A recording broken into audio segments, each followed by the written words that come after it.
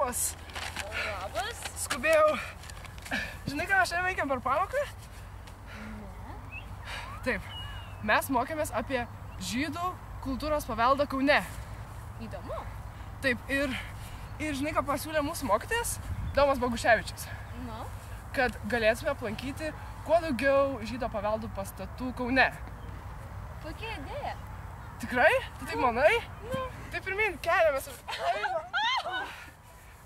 Savo lapus.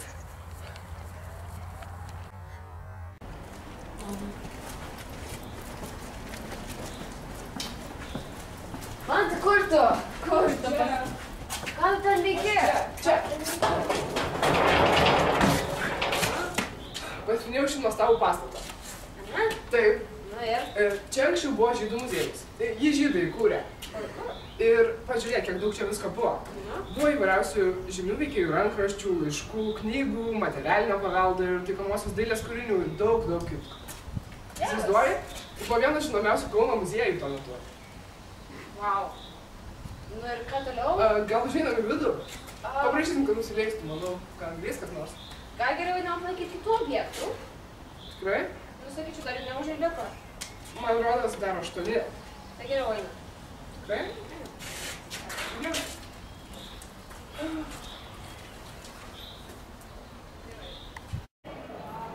O, žiūrėk, ten Zamenhofo gatvė. Tikrai? Jo. O žinai, kas yra Zamenhofas? Jis yra esperanto kalbos įkūrėjas. Geras. Ir jis čia kažkada gyveno, todėl dabar ši gatvė pavadinta jo vardu. Geras.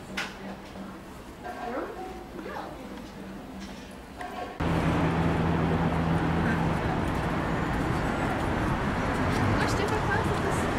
Čia yra Kauno miesto apylinkės teismas.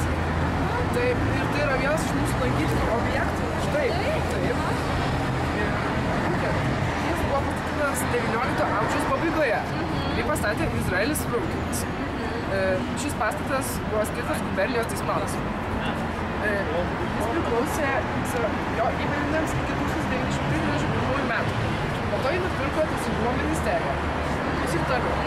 Pirmame aukšte veikia krovimas, kino teatras Brovė ir geležinkelio stoties biuras. O sovietmečiu ir po nepriklausomybės atkūrimo iki 2006 metų parduotuvės Kalsa.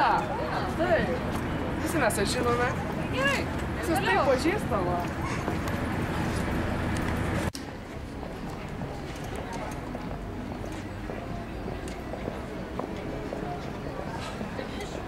Kita mūsų stotelė – Kauno zoologijos muziejus. O kuo tai svarbu Kauno žydų kultūrai?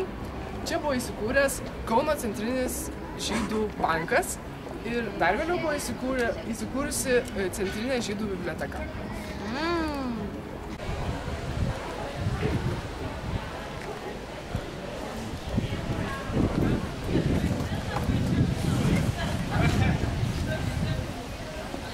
Evelina! Žinai, kur mes esame? Prie Merkurijos? Taip.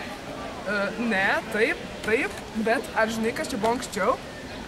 Ne. Anksčiau čia buvo kino salė Triumf. Ir kas iš to? Tai yra dar vienas mūsų maršruto tikslas. Kur?